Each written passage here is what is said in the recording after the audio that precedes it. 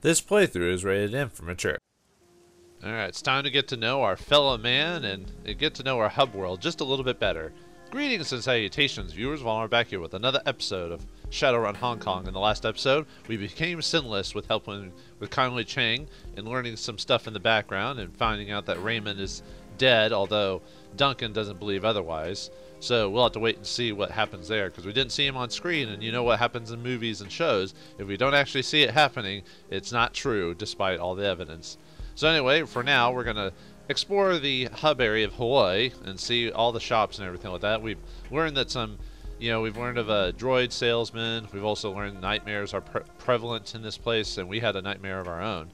So this is going to be an interesting place. But, perhaps the nightmares are just a bit of bad gruel or something like that. But anyway, let's talk to Crafty Zhu, huh? A mild scent, sweet and slightly herbal, is the first thing you notice upon entering the old shop. Its quarters are cramped, made smaller by the display cases and furniture packed inside. The walls are lined with bookshelves, and the tables and chairs are stacked with old tomes. A few titles jump out at you. Lucid dreaming, an exploration of the inner self. Dream logic, nocturnal visitations. Overall, the place feels lived in, if disorganized. Not quite cluttered, but close. Milling at the front of the store is the shopkeeper, lost in a book of her own. She's tall for a human, probably close to 2 meters in height. Her physique is typical bookworm. Not overweight, but you can't see any muscular definition either. A wraparound tattoo covers her upper arms and shoulders, but from where you're standing you can't quite make it out. She fidgets. Gradually her eyes rise from a book and lock onto you. "Welcome. Don't believe I've seen you before." She sets down her book and sweeps a strand of black and pink hair behind her ear. "Name's Crafty." "Wiggles. Nice to meet you." She shakes your hand. Her grip is surprisingly firm. "So, Wiggles, what can I do for you? I've got spells, alchemical regions, foci, whatever you want. Really, might have to do some digging to find it, but if it's magical, it's around here somewhere." "Say, Crafty, have had any vivid dreams lately?" Her face is unreadable. Her eyes lock onto yours. "As a matter of fact, I have, Wiggles, but we all get the occasional vivid dream, nothing special there." Gesture to the books on the tabletop. "Really? Then why are you reading up on them?" She flicks her wrist dismissively. "Sure, it's a little weird that we're having dreams, but these types of dreams are common in the walled city. Nothing to get all worked up about, probably." "Strange. I met someone the other day who said that too." She nods. "Anyone who's familiar with the walled city would know that, but most people don't go out of their way to find out. My mother devoted her life to researching the walled city and the magical phenomenon within it, so I grew up with stories about the city, the recurrent creepy dreams being one of them." "They're common, then?" She nods.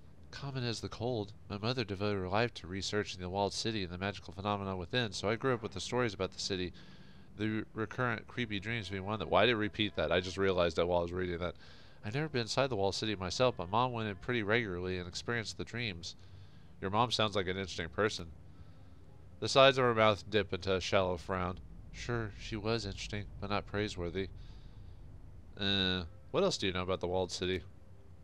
"Very little, just that my mother spent most of her time in there, and she shifts her weight, leans onto the counter. Well, it messed her up. Is there something specific you want to know about?" What can you tell me about the city?" She runs a hand through her hair, exhales. "Where to begin? The walled city's always been a hellhole. It started a bad place. It's still a bad place. Crime's drawn to it like a magnet, and you can't enter the city without a security guard on each elbow. Not even that will guarantee you safe passage. No one famous or rich or memorable has ever come from the place, and the only thing it's known for around here is its shitty reputation." She shrugs loosely. "That's about the gist of it. Now, there's a whole library here that just so happens to be the foremost location of walled city texts. I'm sure you can fill in the blanks." I'm getting the feeling that your relationship with the mother was unusual." "You'd better believe it. She was obsessed with the walled city. Put it before everyone else in her life. Mom ate, slept, and breathed that city." "Was it something fueling her obsession?" Crafty shifts her gaze to a stack of books on the nearby table. "Yeah, actually. Mom was convinced that something was wrong with the place, that it was cursed in some way, polluted with unnaturally bad qi. She visited the city under the protection of the Yellow Lotus and spent hours, sometimes days, studying it. Crafty tears her eyes away from the books and returns her gaze to you. Mother was consumed by research. Did she ever find anything? She sure tried. Mom thought she could find a way to purify the place and exorcise its demons. Her obsession with the walled city grew, and she devoted more and more of her life to breaking its curse. Wish I could say she fell off the radar, but really the rest of the world fell off hers. I'm sorry, that must have been hard for you, Crafty. It is what it is, and here I am. Crafty gives you a warm smile. Sounds to me like you don't believe in your mother's research. You can see Crafty studying you. She exhales through her nose, and it seems as if she's considering something. I know we've just met, Wiggles, but you have a generous ear. I don't mind discussing my mother with you as long as you keep the details between us. Mother's research was stupid. Just plain stupid. She wasn't stupid herself. No, Mom was very bright, but her obsession was downright unhealthy. Anyone could see that. The walled city is a toxic place, home to dark spirits and astral influence, but Mom believed in a singular curse at the heart of the place. When you say toxic, what do you mean? My mother failed to change the walled city, and the time she spent inside there changed her. She grew sickly and became moody, irritable. She suffered from night terrors the rest of her life. Crafty languidly sweeps a small clump of dust off a nearby book. Your mom got moody, so you wrote her off? She points a finger at you. It wasn't just that. The breaking point for me was her ridiculous obsession. I refused to indulge her, and it drove a wedge between us. Neither of us were willing to relent. A small, bitter laugh escapes her throat. I guess we had that in common. Stubborn till the end. So after Mom died, I turned my back on her work and left the walled city and its people to themselves. It's a toxic site beyond rehabilitation. I do my best to ignore it. Her composure breaks for a second, and you can see Crafty shift nervously behind the counter. At least I've tried. Now that these dreams, these nightmares are leaking out of the walled city, I wonder if I can still ignore it. Well, we always have a choice. You're right, but not everyone's choices are weighted evenly, and I don't think I can turn a blind eye to what's happening here. She loosely gestures to the bookshelves all over the shop. I have my mother's journals. I have the means to try and help. It's sure to dredge up bad memories, but if it'll help my friends, maybe it'll be worth it. I don't know. I guess I have a lot to think about. She crosses her arms and wraps her fingers against her skin. Anyway, thanks for lending me that ear of yours. I've been thinking about the dreams. Can I ask you something? She nods. Go ahead. Why do you think they're affecting people outside the walled city? It's definitely strange. Until now, I always thought the dreams were nonsense, that my mother had just night terrors because of her madness. She props her chin up with her right hand. But now it's really happening. It's not just to me, to others around Hawaii. Those same psychic forces that drove Mom insane are edging into our subconscious. Lately, I've been wondering if might have been something to her ravings. Maybe I've been skeptical for so long. It feels almost blasphemous to consider it. Maybe the walled city's curse is real. She rubs her hands down her face, obviously frustrated. I just don't know. Maybe you can learn something from your mom's journals. That's true, but my mother's notes are scattered all over the shop. Most of her research is scrawled in the margins of the books that you see on the shelves in piles and stacks all over. The clues we need to figure this thing out could be in any one of these volumes, and there are thousands of them. I have a bad feeling about these dreams, Crafty. If there's anything we can do to get to the bottom of them, we need to take that opportunity. She sighs, straightens up. Yeah, I know I have to do. It's just, damn, look at all of them. She tiredly looks down at the book she was reading earlier. Guess I won't be finishing this one anytime soon.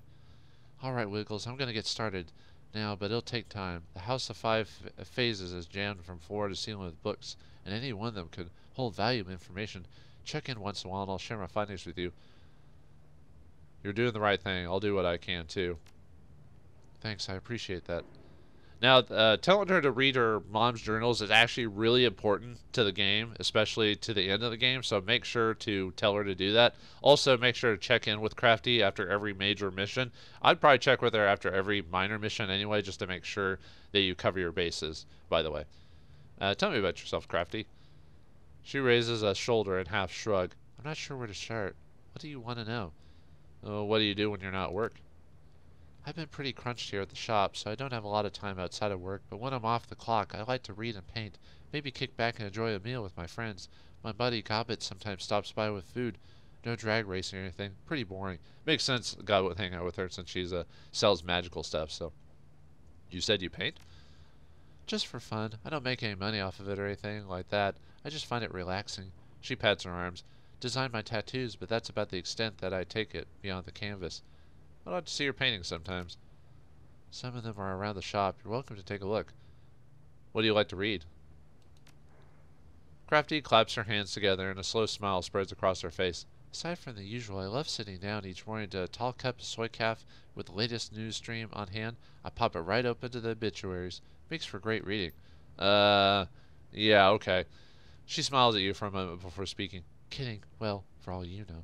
I tend to stay towards detective novels, maybe some suspense and horror, and when I'm not reading for leisure, I study my textbooks to keep my magic sharp. I like reading fantasy myself.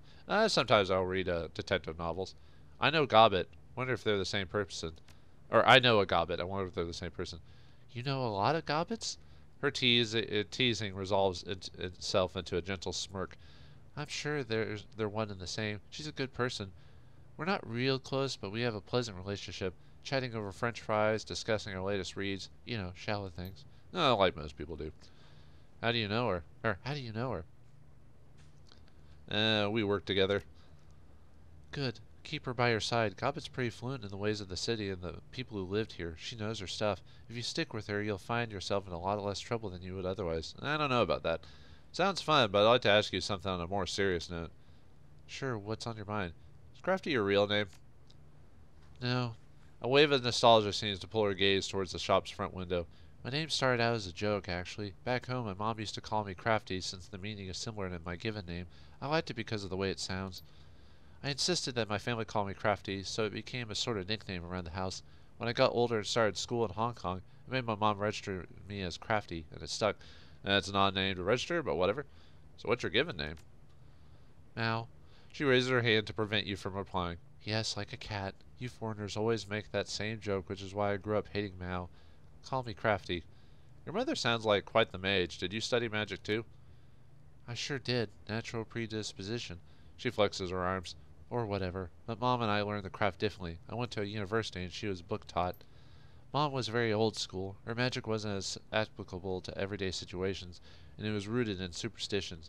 It still worked, and well, but only for more ritualistic ancient spells.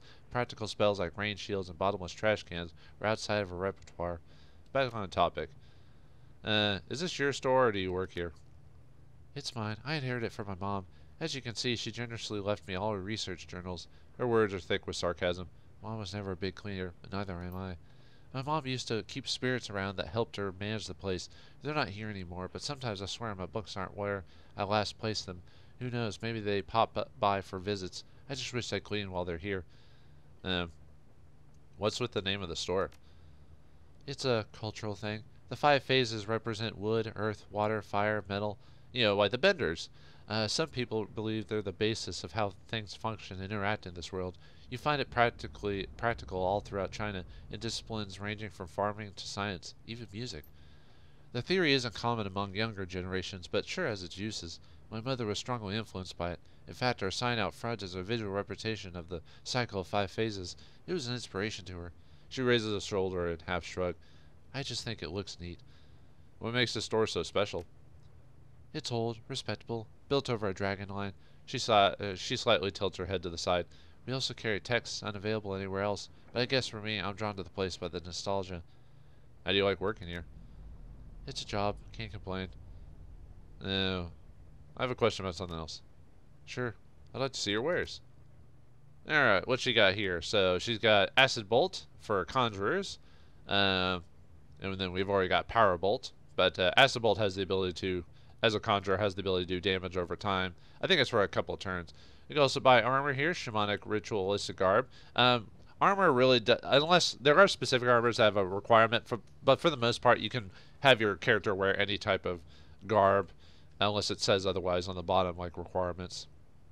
But it gives you armor 3, which that reduces the damage that's attacked to you by targets, unless your armor's been stripped because of spells or certain abilities or whatever. Also got Chain Lightning. Has the ability to it's a shamanic spell, has the ability to bounce to different targets depending on how close they are. And also, oh, I think that's a different lightning spell. There's like a lightning spell that also reduces your AP as well. Let's see, we also got a Spell Focus Life Siphon. This allows you to gain magic and pierce armor when you cast it. Might buy that later, we'll see. Heal Wound, we already know what that does. Okay, here's the regular ability, the Lightning Bolts, where if you hit someone with it, it does AP damage, which can be a nice ability to have. I might buy that later. Got Mind Wipe, allows you target to ignore all enemies. Basically keeps them out for like a couple turns. That could be a nice crowd cleaner. Stun Bolt, another ability that allows you to do AP damage. Got Dispel Magic, which dispels, well, magic. So if someone casts aim on them or armor on themselves, you could cast this to get rid of it. Acid Stream does 6 HP for an extra round, and it strips 1 armor. Distraction reduces enemies' chance to hit. Flamethrower, a fire attack that does a decent amount of damage. We know Aim, Mana Bolt, strip armor. Fog reduces your chance to see people within an area of effect. Air Barrier gives you light cover even standing out in the middle of an area. Haste, which is obviously an awesome spell.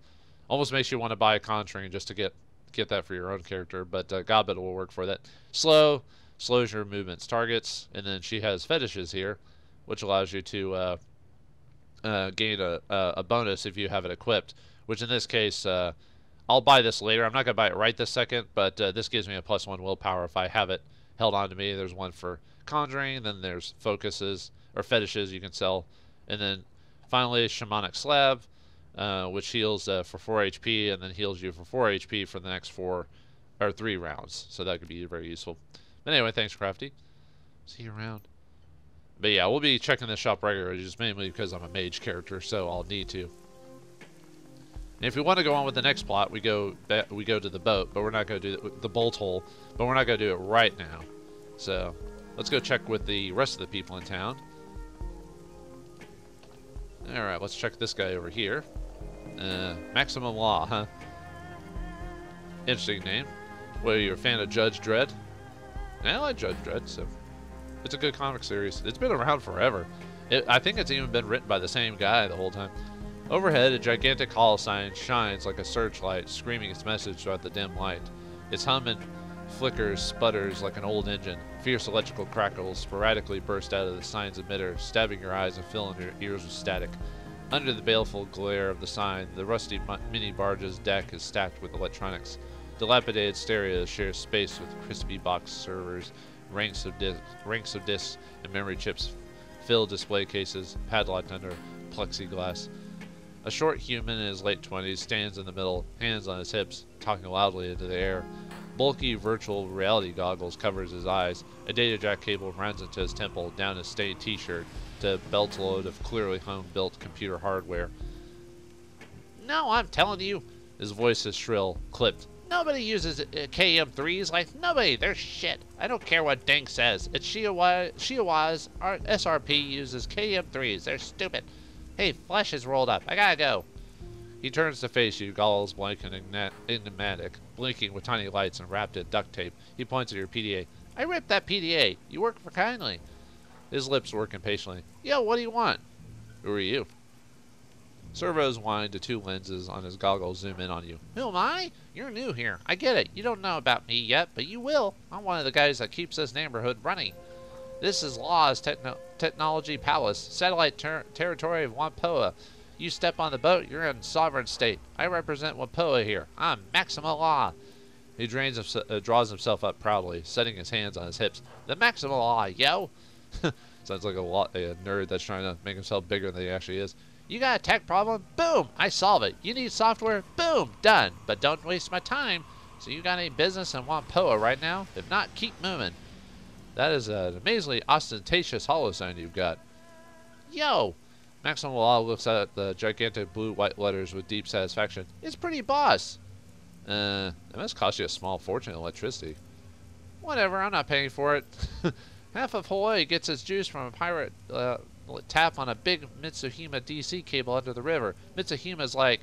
His voice winds up in a mocking whine. Oh, let's run it to 2 million volts from the cold fusion plant to the island under the river. Those slum monkeys can't tap an underwater cable. Idiots.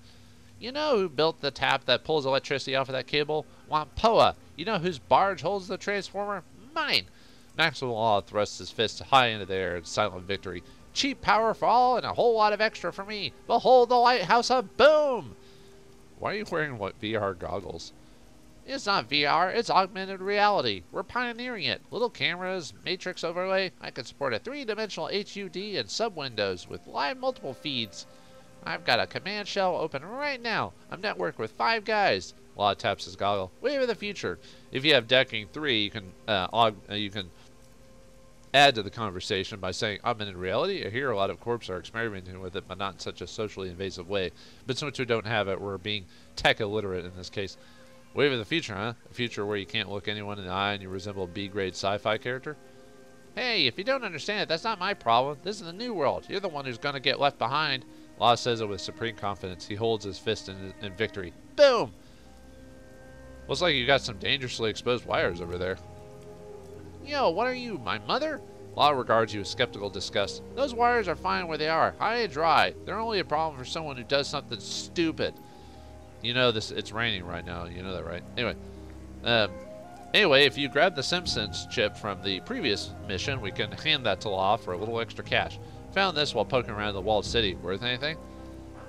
He scans this chip's casing with a handheld optical reader. Yo, that shit is banned. Lifted off some Yellow Lotus. They traffic this stuff, delimiting sim chips, full sensory experiences. You looking for a buyer? I can make it happen for about 120 sound.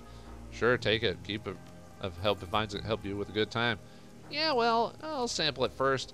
But these cow hots can send you for a trip. Don't worry, I can handle my sims. I'm here for some tech. Show me what you got. All right, and this guy's our decker. So if you're a decker, if you have the money, probably go with the new Renraku Kraftwerk.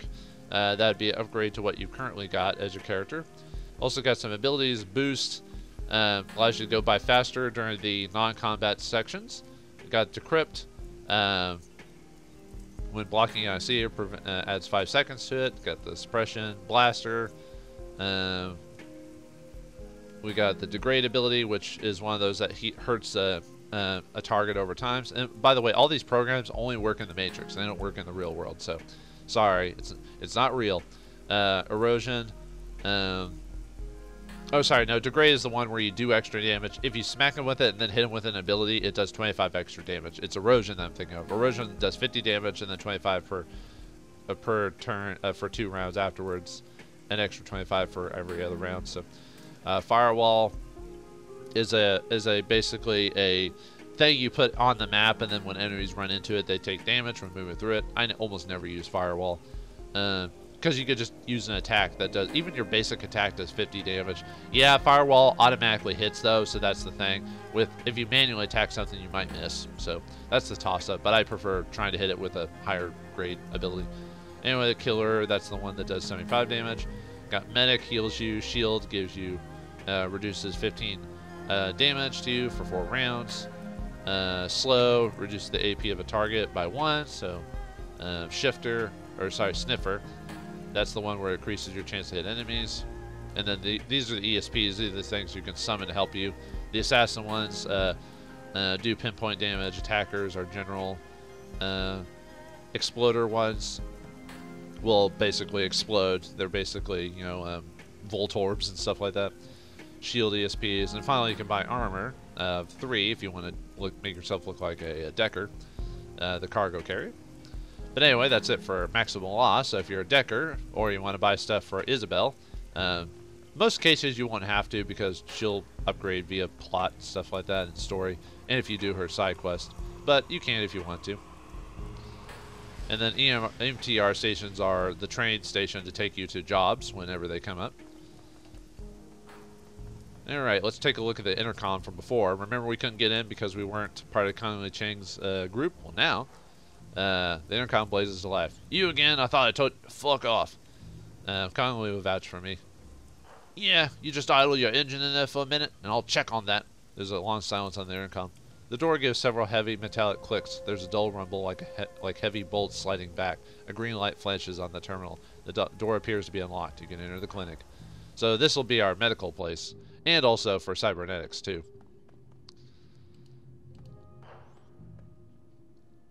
The clinic looks like it just hosted a party. A spindly mechanical arms swing from unobtrusive wall mounts, pulling down crip paper ribbons and scooping food platters and empty beer bottles into biohazard bags. A severely crippled Caucasian man sits in a wheelchair amidst the maelstrom of mess and robotics. He's in his 40s, thick beard, tungsten earrings, beer belly, one cyber eye, both his legs are missing, one at the hip, one at the other knee. He has only one arm and only 3 fingers remain on his surviving hand. His face and arms show the scars of reconstructive surgery. He grins widely at you, regarding you with bloodshot eyes. He's clearly hungover. "Hey, I'm Ambrose," he shouts cheerfully in English, his words piling together in a loosely Midwestern accent. I can't really do Midwestern, so don't... Well, actually, I guess technically I'm Midwestern, but anyway. "You call me Tin Arms. Welcome to the calling, fellow UCASian." He chuckles, his chest shaking with mirth. A Waldo arm springs to life and swings over to him. Its menacing metal pincer momentarily sets a cigarette between his lips, just long enough for him to inhale from it. "Connolly says you're all right. What can I do for you?" You're a doctor?" "Sure I am. I'm a rigger doctor. A rockter." Ambrose bursts into laughter, then stops and clutches his head. "Oh man, I can't laugh that hard today. Too much partying last night. It hurts. I'm not board certified, but don't worry, I should be. I'm full-on skilled. My work's Yellow Lotus is guaranteed and precisely in accordance with the World Medical Association standards. Everyone in Illinois comes to me because I'm the only option." Ambrose chuckles delightfully.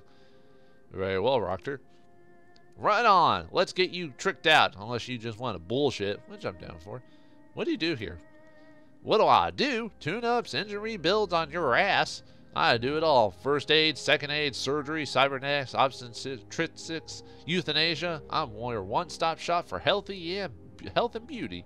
Well, maybe not beauty. I don't modify myself. Any reason I come around here if not for medical gear? Shoot, this is a friendly little neighborhood. I love it when people come by and bullshit. Hell, I host birthdays. Ambrose Spider Drone swings a bottle of coffee liquor over to his nose. He sniffs it gingerly. "Nope, that's not good anymore. Full of spit and cigar ash." "What sort of medical services do you offer?" Nothing you'd be interested in. Right now, I'm mostly doing engine mechanics and electrical stuff. I send Maximum Law and Reliable Matthew any work they can handle. It's really just a hobby and service to the community. I make my nut with the clinic." He looks fondly over at the massive, partially assembled V8 engine occupying parts of the operating theater. "That baby's gonna be a goddess when I get done with her. Can you install me with combat wear?" "You know it. You got coin and essence. I'll trick it out like bulldozer with ground effects and a turret.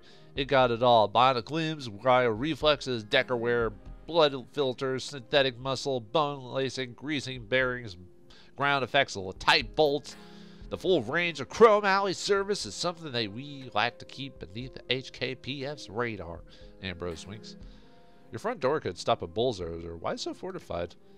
"Are you kidding? Have you any idea how much all this stuff in here is worth? This is a high capital operation, and life's dangerous for a guy missing most of his members, tooting up smugglers and criminals.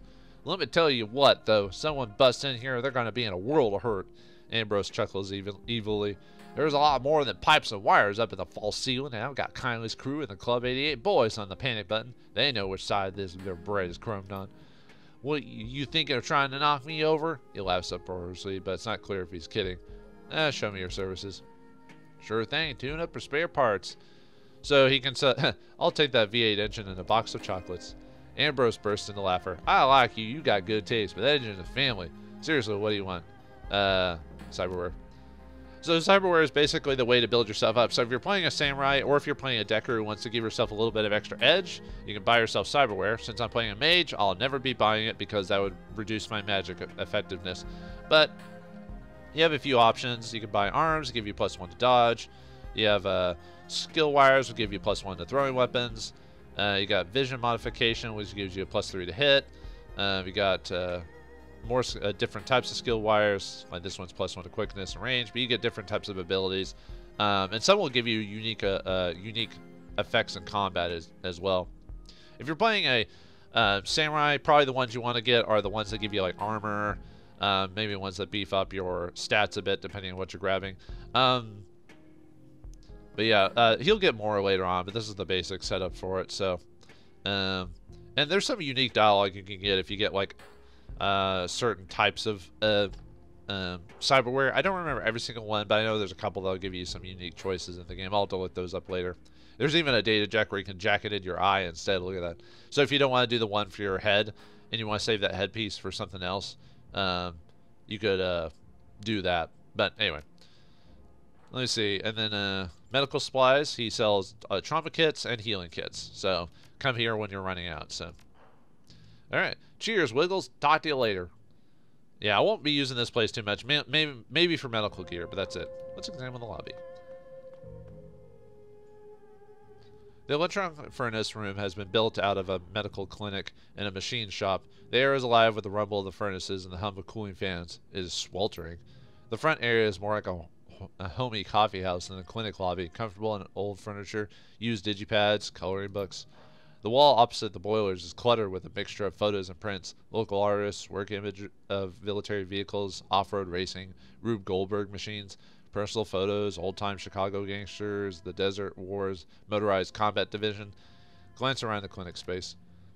The work area looks more like a machine shop than a medical theater. A roboticized operating table and a hydraulic lift supporting a partially disassembled V8 engine occupy places of equal importance against the north and south walls. Prosthetic limbs are racked overhead like machine parts. A heavy lift hoist is clamped to an I-beam. An impressive home-built computer sits against the far wall. Several bulkier towers sit under the desk fans whirring. It looks more like a sysadmin Decker's server station than a doctor's terminal. The floors are scuffed concrete, stained with grease and old blood. The faint odors of ammonia, gasoline, and antiseptic mingle in the air. A large sign on the back wall reads, "Sanitary space, no spitting." Glance around the clinic space. Oh, right, I already checked that. Never mind. Inspect the personal photos. The pictures are mostly of Hawaii residents, holidays, and parties. Tin-armed Ambrose is in many of them. The vast scope of photos suggests that Ambrose might be acquainted with almost everyone at Hawaii. Look away. Well, it's because he probably worked on everyone at one point, except for the wizard characters. The impressive home-built computer is running multiple large memory units and processors. Chilled air from its active cooling system washes over you to the whir fans. A thin fiber optic cable runs across the floor to Ambrose in his chair. On the wall behind the computers are miscellaneous decorations, notes, and photos. Two items stand out. A large dry erase calendar and a corkboard plastered with printouts. Examine the corkboard. News clippings and BBS posts have been printed, carefully snipped and pinned in place. Most are less than a year old. They're intermixed with grainy photographs of what looks like a devastated city, Chicago. No city like Chicago. The news articles describe an outbreak of a virtual version of the Vitas plague in the city and the subsequent quarantine of a zone containing hundreds of thousands, if not millions, of people. The newest items are plain text bulletin board postings printed out. The very fact that they're from so crude a site is strange. Very, very few Matrix sites so planned. And then if we have etiquette or Shadowrunner, we can get a little extra information from this. So, since I have academics, search your mind for an analogous event. It takes a moment, then a similar set of described conditions come to mind. The 900 Days by Saracen Salisbury, a detailed Russian account of the 20th century Nazi siege of Leningrad, Russia. Examine the postings. Files smuggled out from within containment zone. They described a cover-up, the detonation of a small nuclear weapon, and the catastrophic release of insect spirits into the city. The current condition, as reported by drones and escapees, are horrific. That's a reference to Shadowrun Returns. If you play Shadowrun Dragonfall, you also get a reference to that in that game as well. So nice little touch to the world connecting to each other. Try to parse the source of the strange printout. The postings are from a simple bulletin board system, such as would usually be used when the bandwidth is at a premium or data is be sent long distances, like thousands of kilometers. You can pick out some reoccurring statements that seem to refer to the venue, the BBS, Shadowland. The primary moderator looks like someone named Captain Chaos. These postings are probably from North America dark matrix sites that operates out of the Denver data haven, the so-called Shadowlands. The Shadowlands supposedly the global mothership of matrix havens for runners. Return your attention to the whole. Look at the calendar. The dry erase calendar is cluttered with a relentless storm of commitments written in cramped, sloppy Hanzai. Most appear to be medical appointments with patients, followed by a busy list of social engagements. Closer scrutiny reveals others. A basic mechanics class on Wednesday nights, basic computer coding, Sunday afternoons before both of these inked in red markers. Prepare a lesson plan, don't you stupid idiot. Holidays, big computer combat auto races, birthdays, every Sunday until 4 p.m. is simply labeled engine. Only 5 hours at night are okay to sleep, but large swaths of time are conspicuously labeled hangover. Go away. An interesting character. But anyway, let's continue. Yeah, like I said, for those who are curious, there's got to be no combat. Probably a little plot today for those who are curious. This is more just exploration, so I probably should have said that at the very beginning of the episode, but let's talk to Club 88 guy again. Like most troll bouncers, the man is knotted with muscles, but absent are the myriad scars that come with age or indiscretion. His only blemishes are the bony skin growths common to his kind, and a single deep scar across his neck and collarbone. You watch yourself in there, or else we check your aerodynamics. Aerodynamics? Anyone causes trouble, I see how far I can throw them. No fighting, no killing, no sex trade. He lifts an arm, flexing. His muscles jump out like a mass of serpents and steel cabling. His arm is easily as thick as most human waists. Oh, don't mess around. I'm just watching the door. Alright, and we can actually go into Club 88 now, so. Alright, yeah, this is the party location. Party down! Alright! Yeah! Woo! Anyway, let's talk to some of the people here. Kellum Kai-Fi. Better groomed than most of his kind, the young troll nonetheless ruins the effort with his own blatant drunkenness. His eyes are red and expression foggy, but he otherwise appears to be high-functioning. Have a drink, friend. Have two. And maybe something else is to chase it then. I think you may have drunk it all. And why shouldn't I? It's my right. I'm a prince of Club 88. Shows, you might say. You part of the family that owns this place? You're a shrewd one, friend. I'm the heir apparent in my birthright. And my birthright? To pillage chems every sniffer that passes through our gates. What do you say? Need something to pick you up or bring you down? Can you tell me what I might find around here? Not a hell of a lot, but I suppose it depends on if you're in the market for. I'm your man for chemistry. My mom offers an assortment of firearms in the back. Everything other is just glitters and smoke. If you're looking for tech, Lost Place sells all the techno baubles you could ask for. Just walk towards the giant blue hollow sign that gives everyone a headache. Out further on the same dock, Reliable Matthews, your basic used drone salesman. He's the only game in town for that sort of stuff. If you're needing a magical what's-it, try the Power with 5 phases. I have no clue about that stuff myself, but both places contain something legit from the streets. You're better off staying here, though. I can set you up in the end pool of something really smooth. Let's see what you have. Anyway, he sells drugs to the games, and unlike real life, you don't have any consequences for taking drugs. There's no addiction mechanic in this game, so you can take it whatever you want. So each drug will have its own unique use. So I think there's also an achievement for taking like 5 combats. I think they also call it combat stems in the game too. But yeah, everything will have a benefit. So take whatever will be useful to your character if you want to do it. So I usually don't use combat stems because I don't need that little extra push. But maybe on the higher difficulties, maybe. But something to consider. Anyway, let's talk to this guy. There's only one way to describe the troll haunting the back of Club 88. Withered, it is as if the man has been carved from granite and then battered by the crash of waves and salty winds over the course of decades. Welcome to Club 88. No killing, no fighting, no sex trade. And no fun, I take it. Depends on the sort of fun you're looking for, I guess. If you're looking for guns, speak to my wife. If you're looking for farmers, speak to my son Callum. And if you're looking for trouble, you'll be seeing my son Frederick briefly. I'll leave you be. Yeah, he's just kind of looking around, so. Alright, let's take a look at the wife. Apparently she's selling the guns. Yeah, well, she's got things covered. Got a couple of miniguns there, just in case if someone wants to be stupid. The older troll woman has a striking Amazonian quality. When she was younger, she must have really turned heads. Can I help you? I'm usually beyond helping, but what can you offer? Guns are a swift kick out the door if you mess with me or mine. This is my family space. Me and my husband and our 2 boys. Now, do you have business with me? I have no time for window shoppers. What do you got for sale? Firearms from all over the world, from Ares to Walther, and everything in between. You're in the market? Let's take a look. And she sells the guns of the game, so out in the between, so she sells different pistols, submachine guns, shotguns, rifles. I don't have to go over all of them because they all have their own benefits depending on how you're playing or what your build is. So Also grenades. Might buy some of those. Those can be useful in certain situations for Duncan. But I'm not gonna buy anything now. Just wanted to show it off. So come back anytime. Anything else you need? What can you tell me about Hawaii? There's only one thing you need to know. The corporations do not rule Hawaii.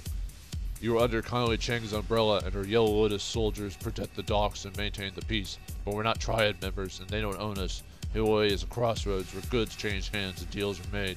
Conley makes the market, but we, the families, make it happen.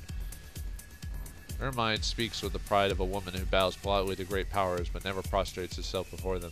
Families rebuilt this place, and when it was left to rot, strong families like mine, we protect our own. Outsiders and corps know that tangling with Hawaii is more trouble than we're worth. The Triads know it's better to work with us than against us. I know you know these things as well. You would do well to remember them. Now, are you looking to buy? I'll leave you be. Very well. Was there something else? Nope. Bye-bye. As we might... Usually, like I said, Duncan and like characters that will join your team through story means will usually have their own weapons and stuff, so you don't usually have to worry about arming them. You usually just have to worry about arming yourself. You can give them weapons and stuff like that. It's just usually there's not a reason to, but that's up to you if you want to do that. So, all right, let's talk to Spider Shin, and then I think we might call it an episode. Yeah, most of the episode is just me talking to the locals. So, despite the wind and rain pelting Hawaii, the proprietor of the stall, a monk, judging by their outfit, is unconcerned. The monk's expression is indifferent, though hardly placid or serene. Muscles show as tightly wound metal bands beneath the skin, ready to snap in any direction without warning. What's more, the monk's robes are anything but ordinary. Certainly silk makes up the base outfit, but it's paired with high-impact ballistic armor, heavy-duty boots, and a bandolier of throwing knives. The table in front of you is arrayed with a wide variety of melee weapons, charms, jade pendants, and other mystical accoutrement. Beneath an awning in the rear are rows upon rows of cages, each housing some variety of exotic reptile or insect. These, in turn, are flanked by jars and boxes of Chinese herbs, incense, powders, and inks. The monk spares you only the shortest of glances as you approach. I am Monk Shin. Most people in Hawaii call me Spider Shin, on account of the spiders back there. You're not local, not by a long shot. It's definitely a statement, not a question. What tipped you off? Shin smirked crookedly, two teeth peeking out from between thin lips. Body language. You're not afraid to look me in the eye, for one. For another, your clothes, not in fashion here in Hong Kong. Swords, knives, clubs, I sell it all. I take most of these, but if I can't, I've got friends who can. If you need incense or salves for meditation, I make and sell those too. And if your joints ache, I can give you acupuncture. Shin places both palms on the table, leaning over toward you with a wicked grin. So, what can I show you? You sell snakes and spiders too? Shin shakes a finger at you, eyes narrowed. No, they're mine. I can sell you things I craft with my hands, or the things I can do, but the medicines and poisons I make are my secret. You want those, you apprentice to me. In 5 years, maybe I'll show you how to make a poultries. Yeah, eh? Come on, I can get narco jet anywhere. What's the harm? The harm, outsider, is that this is my trade. They're my secret trade secrets. Everybody can go on the Matrix and figure out how to make nitro and cram, cook some up in a shitty basement lab. But to make these medicines, you need to be an artist. But the punks, kids down the way, always they ask me to teach them, but they got no patience for it. You want to learn? You need patience. You try to learn without patience, all you do ape the masters. Shen snaps two fingers and points at the cages. You have to understand them to truly learn my art. Otherwise, you never become a master. Might as well get a skill soft. You're a monk and a weapons dealer? Shen slowly raises an eyebrow, arms folded. Yeah. Where else would the ancient masters have gotten the legendary swords and spears? Down at the mall? I was at Wudang Mountain for 15 years before coming back to Hong Kong. I've been practicing Jing Yi Quan my entire life. That's how I learned the herbs as well as the forms. It just so happens that I'm good in a forge too. That's why you buy here is better than most people's. What is Jing Yi Quan? Shin strikes a sudden pose, body low, one fist against a hip while the other is extended in an open palm. The 5 elemental fist style. Water grows wood, wood which burns to become fire. Fire creates ashen earth, which condenses into metal, etc. The forms cycle the 5 elements, and opposing elements block each other. A water fist will break a wooden defense, but a water block will extinguish fire. Should one use a water interception on a metal fist, however, water will be smashed apart. Direct, simple, powerful. Not so elegant as Bajin Hua or Tai Chi, but much more powerful. Shen pulls a tarp away from the nearby lump. The objects beneath the tarp is revealed as the door to an Ares City Master armored personnel carrier has been caved inward by a massive amount of force. In the dead center of the door is an indentation into which Shen's fist would fit perfectly. Power comes from focus, and focus comes from practice and meditation. Jing Yi Quan produces more power than most other forms of kung fu and applies it in a highly focused way. So why become a weapons dealer out here? I was a runaway, a street orphan in Aberdeen. One day, an old man who called himself Woe offered to take me in, let me make something of myself, as long as I worked hard. Nothing in this life is free, friend. Not even grandfather Woe's help, so I work for him now. Sounds like he was part of a triad. Shen's eyes roll at this. Obviously, you think I'm in Kindly's little haven for no reason. She and grandfather Woe are on good terms. I don't get in her way. I pay a cut to her, and everybody's happy, even Woe, because I solve problems for him. Shin raises a bald fist, which suddenly bursts into blue flame. After a moment, it gutters, and goes out. Remember that if anyone ever gives you something for free at Hawaii, you pay it back with money or blood. You pay it, but you pay it back regardless. Why are your weapons special? Because I take greater care with them, and I've studied the ancient texts. Anyone can make an excellent carbide steel blade, but I can make that carbide blade burst into flames. I can make it sing with joy in combat. Anyone who makes steel, not anyone can awaken its soul. Can I see one of the blades you've awoken? Shin waves a hand at you dismissively. No, of course not. Swords like that have to be custom ordered. Only when something cancels an order do I have one just lying around. And believe me, they get snatched up pretty quick. I get the picture. Let's talk about something else. Okay, what do you want to know? Let me take a look at your wares. And he sells stuff for physical adepts in the game. So, so key attacks and stuff like that. They'll all have different abilities that affect different things. He also sells weapons for him if you're doing unarmed or armed, like throwing knives, spiked fists, katana, machete, and a steel monk outfit if you want to buy that. And he'll have upgraded stuff over the course of the game, so that's all for now. But, okay, well, we took a lot of time talking to everyone, but luckily I won't have to do that for the rest of the game. I might check in with people between missions, see if they have anything different, but for the most part, we've chatted everyone up. So in between missions after that will mainly be companions and important people and stuff like that. But now that we know Hawaii, now we need to get to know our companions. What awaits us in the bolt hole? What do Isabel, Gobbet, and Duncan have to say about our situation? And what about that strange man downstairs playing with his dolls again? We'll find out what happens next time in the next episode of Shadowrun Hong Kong. Thanks for watching, hope you enjoyed, and I'll see you next time.